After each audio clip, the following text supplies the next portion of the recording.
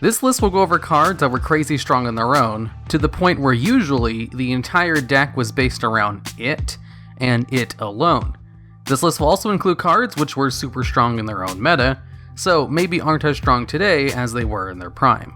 And at number 10, we have Solemn Judgment. Solemn Judgment is a counter trap card with the effect to pay half your life points to stop a monster from being summoned, or negate the effect of a spell or trap card. So basically, it's pay half your life points to negate one of anything, which was a really strong effect. But, funny enough, this card rarely saw play when it first came out. You see, the whole pay half your life points thing made a lot of people assume that this card was bad, because all it did was trade 1 for 1 at the cost of half your life points, which didn't seem like a good trade-off. Until people started to realize that paying half your life points to stop one of your opponent's key combo plays, which worked against 99% of decks, was actually pretty good. And then everybody started playing this card, and then it got banned. And the card stayed banned for the longest time, until recently, with how infrequent trap cards are even being played in decks anymore, it came off the ban list and is now currently limited to 1 per deck. Solemn Judgment is an interesting card that had a couple of other cards printed based on it, but are also very good. And usually, even if a player doesn't run trap cards in their deck because they're too slow, they'll still consider running Solemn cards because of how good they are. And at number 9, we have the Tyrant Neptune. This is another one kind of like Solemn Judgment, where this card existed in the game for a really long time, and no one used it. But unlike with Solemn Judgment, it was just because there wasn't really a good card to make use of its effect. See, with Solemn Judgment, people didn't understand how good the card was. Neptune was pretty decent, and then became broken when Luralisk Independent Nightingale was released. You see, the Tyrant Neptune has the effect where it gains attack and defense equal to the monster's use for its tribute summon, and it can copy the effect and name of one of those monsters. And also, you can choose to tribute summon this with 1 monster instead of 2. So if you used Instant Fusion to bring out Independent Nightingale, and then tribute it for the Tyrant Neptune would gain the effect of being unaffected by everything, its attack would go up to 6,000, and then it could inflict 5,000 points of burn damage once per turn, which is the kind of stat line and effect of a broken custom card made by someone who doesn't know what they're doing. That is to say, it was incredibly broken and nearly impossible to stop. So you basically had 1 turn to try to get rid of a gigantic beatstick that was unaffected by everything, and that could inflict more than half of your starting life points of damage per turn. And it was not that difficult to summon, and that's why this card is currently banned, and why I think it's one of the strongest cards of all time, even if it was kind of a gimmick when compared to some of the other monsters I'll be talking about. Number 8, Dark Armed Dragon. This card was one of the retrained dark versions of other cards that existed in the game, where they would just have similar effects to their normal counterparts, and just require dark type monsters for their effects. Dark Armed Dragon was the dark version of Armed Dragon level 7, who was a level card that could only be special summoned by the effect of Armed Dragon level 5. And its effect was to send 1 monster from your hand to the graveyard to destroy all monsters your opponent controls with an attack less than the monster you discarded for the effect. So, it was a pretty decent effect, if a little hard to summon. So what Dark Armed Dragon did was require you to have exactly 3 dark monsters in your graveyard, which was a unique effect at the time. And then, as many times per turn as you wanted, you could banish 1 dark monster from your graveyard to destroy 1 card on the field. So if you could bring this card out, you could immediately destroy 3 of any cards on the field. And this was also back when ignition effects were still in the game, which allowed you to use spell speed 1 monster effects as spell speed 2 during your turn. So if your opponent tried to stop this card when it was summoned, they could still destroy 1 card on the field before going away. Also, if you had multiple Dark Armed Dragons in your hand, you could bring them all out at the same time, as the conditions for bringing them out don't require you to actually remove any of the resources from your graveyard. It's for you to have exactly 3 dark monsters. And Dark Armed Dragon was so good, it was the main factor in one of the few Tier 0 decks in the game. But if you don't know what Tier 0 is, tiers in Yu-Gi-Oh! Are determined by the popularity of decks in high levels of play. If a deck has more than 50% representation at events, it is considered tier 0. And Dark Arm Dragon decks absolutely had more than 50% representation at events when it was first introduced. Eventually, they just limited the card to 1, and that significantly reduced the power of Teledad decks, to the point where it was no longer completely overpowered. Turns out, Dark Arm Dragon isn't half bad when it's just 1 per deck. The OCG even experimented with temporarily moving Dark Arm Dragon to semi-limited, and Dark Arm Dragon decks immediately started doing incredibly well. So the very next ban list it was put back down to 1. So 3 copies of Dark Arm Dragon would still most likely see competitive play even in the modern format. And at number 7 we have Super Quantal Mech King Great Magnus. This card is quite the mouthful to say, and is a good example of just a big boss monster that's hard to beat. It's a rank 12 Exceeds monster, and if you're able to summon it with 6 or more materials, the card will have these effects. It gains a one-sided mistake effect. Your opponent can't add cards to their hand. It is unaffected by other card effects, except for cards in its archetype. On a quick effect, they can shuffle 1 card on the field into the deck, and if it's destroyed, it floats into 3 Super Quantal Mech Beasts Exceeds monsters from your graveyard, all on a 3600 attack beat stick, which is just enough to beat over Ultimate Falcon. This card was so strong and hard to take out that it popularized the use of kaijus in the main deck, as tributing the card for kaijus was basically the only way to get rid of the card once it was out.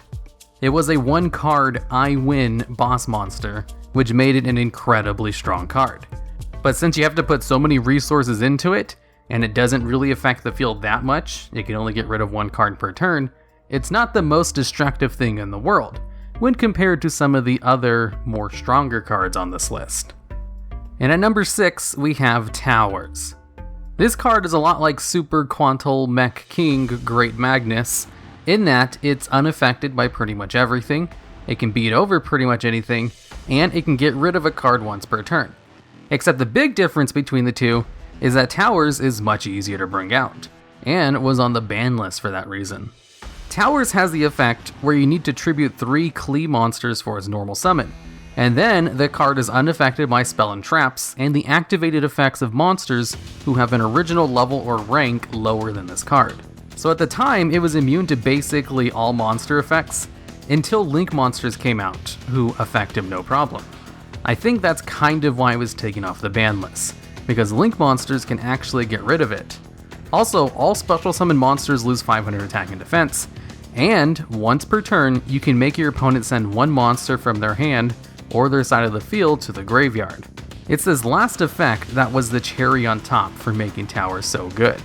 If you got out Towers on your first turn, you not only had an incredibly difficult boss monster to get over, you also got to get rid of 1 card in your opponent's hand, which made your opponent start with 1 less card, and is always a very powerful effect.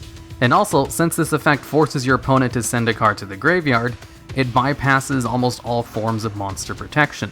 So if your opponent only has 1 monster on the field and none in their hand, and that monster, for example, is an Ultimate Falcon and immune to everything, it's not immune to your opponent having to send it to the graveyard with Towers' effect.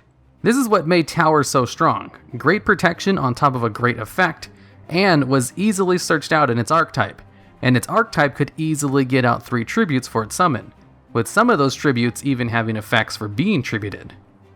And at number 5, we have number 86, Heroic Champion. This card is a lot like Great Magnus, in that it gains amazing effects based on the number of Exceeds materials it has. With all of its effects activated, it has the effects to, once per turn, destroy all cards your opponent controls, your opponent cannot normal or special summon monsters, unaffected by all other card effects, gains 1500 attack and defense, and cannot be destroyed by battle.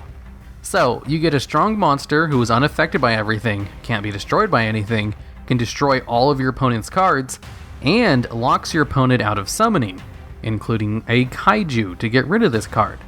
This card was the complete package, indestructible, strong, destroyed cards, and had a floodgate effect, and this card was in the game for a long time, with no one really using it, because it was kind of difficult to get the required amount of materials for it, especially since it does have a maintenance cost. You need to detach 1 Exceeds material from this card during your opponent's end phase.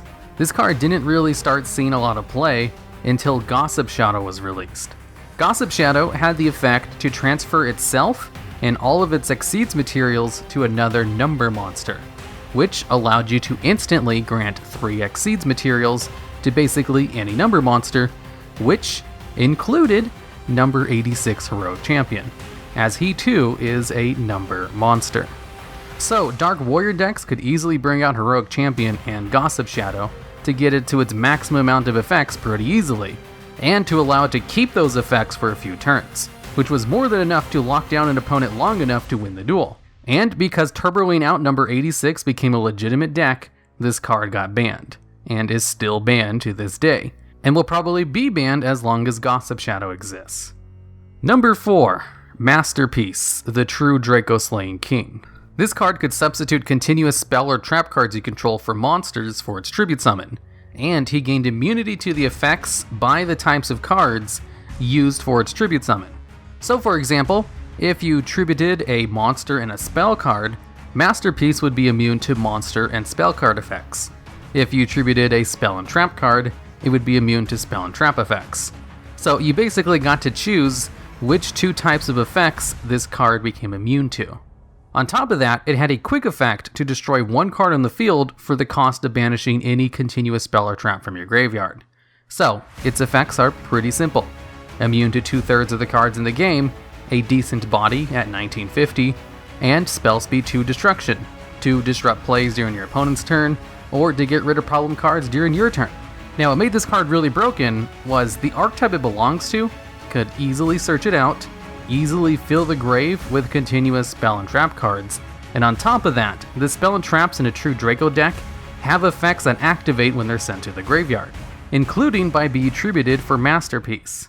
Now, most cards, which can disrupt plays during your opponent's turn, have some kind of limitation to them that makes them incredibly hard to pull off, and if they don't have those limitations, they're usually hard to summon. Masterpiece was easy to search, easy to summon, and could easily activate its effect in its archetype, which made the card incredibly strong, and led to the card being banned. Similar to Zodiac Trident, easy to summon with spell speed 2 destruction effects, but unlike Trident, Masterpiece was much harder to get rid of. Number 3. Chaos Emperor Dragon, Envoy of the End.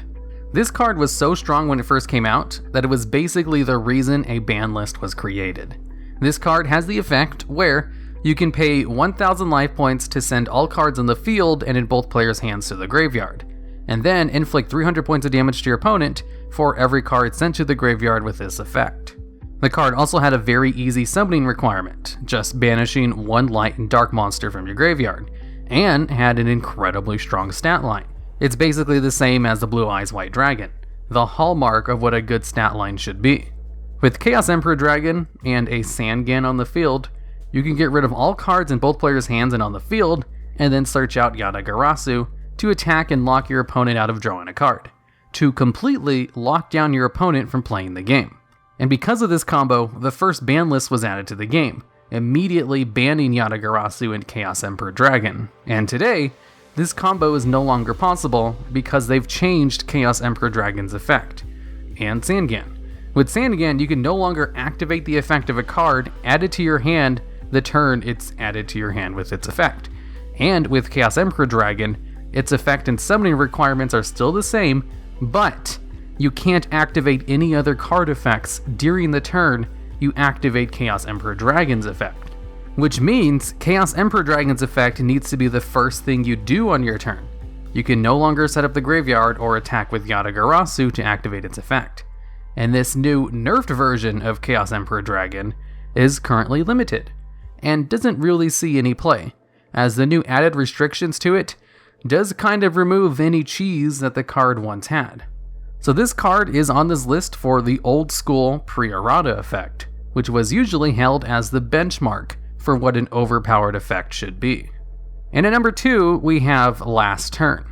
Last Turn is an instant win effect that is actually pretty easy to pull off in comparison to all the other much more convoluted or incredibly hard to accomplish instant win effects, like drawing all 5 pieces of Exodia. With Last Turn, you can only activate this card if your life points are 1,000 or less, you select 1 monster in your side of the field, Then send all other cards in the field and in both players' hands to the graveyard. Then your opponent gets to special summon any one monster from their deck.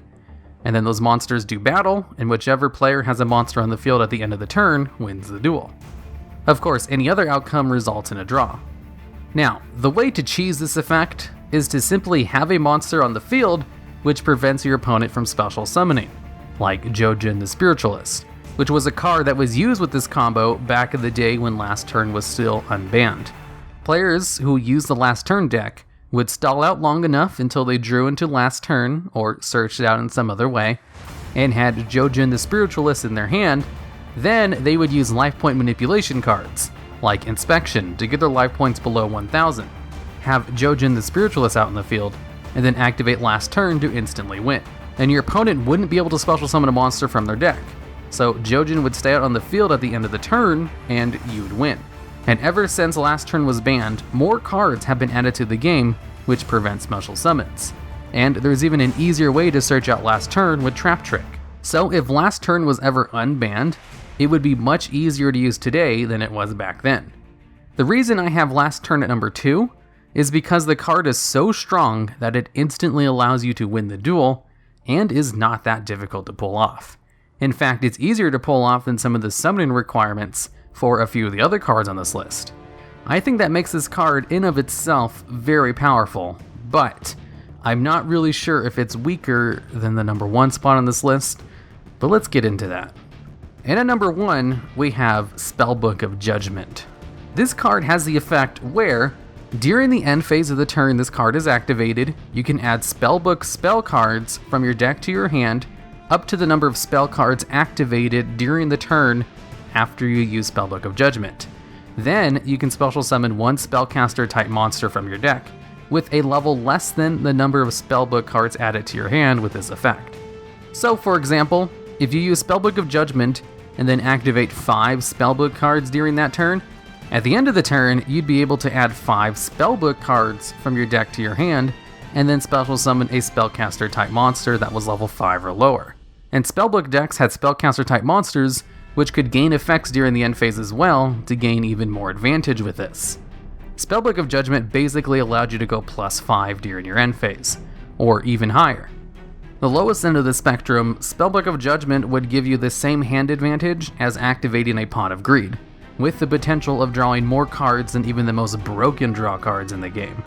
Not only that, spellbooks could easily search this card out and recycle the card, if for some reason they didn't win very quickly. And as a testament to how good spellbook cards were, that even after Spellbook of Judgment got banned, spellbooks were still a meta deck. So the cards Spellbook of Judgment searched out and recycled were good cards, and that allowed you to do a lot of different things. This card was just insanely broken, and is just a great example of one of the most powerful cards in the game, from just the pure advantage it could generate. And the funny thing is with Spellbook of Judgment, when this card first came out, spellbooks were not a tier 0 deck, because Spellbook of Judgment came out in the same set that had Dragon Rulers, another one of the most powerful archetypes in the game, which really just goes to show how strong Dragon Rulers were, that when Spellbook of Judgment was legal, it wasn't enough to turn them into a tier 0 deck. Although, the Dragon Rulers are more of a really good engine, and they weren't really good by themselves, and that's why none of them really made this list. This list is about very powerful individual cards, which Spellbook of Judgment represents perfectly. Now, as to whether Judgment is better than some of the other cards on this list, I think so, maybe by a little bit, because this card was very easy to search out and generated an insane amount of advantage in a deck that could make use of that advantage, and also fits perfectly within the theme of this top 10. Alright, and that's the end of the video. If you think there are other really powerful cards that should have made this list, I'd love to hear about them, as well as ideas for future videos just like this one down in the comments.